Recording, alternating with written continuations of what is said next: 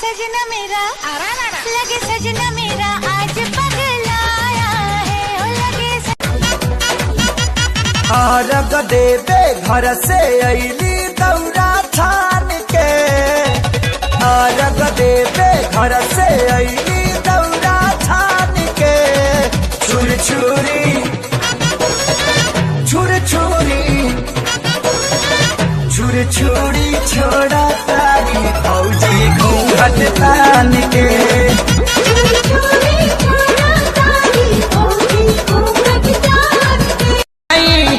अपना ला नया साड़ी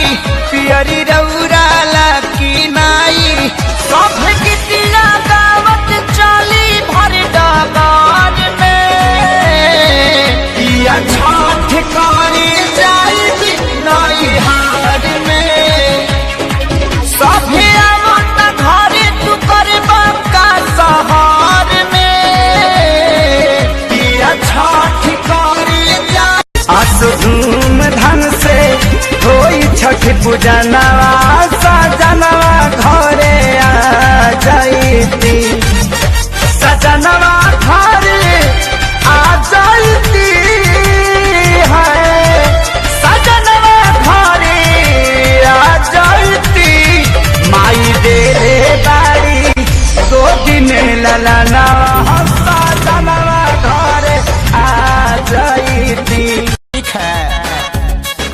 सब कुछ लिख ले हम मांगना में भीख ले हम पियरी ना पहने आई मौसा से सीख ले हम ठीक है। बड़ा बाजार का पियरी साड़ी इनको हम पहनाएंगे ठीक है। बड़ा बाजार का पियरी साड़ी इनको हम पहनाएंगे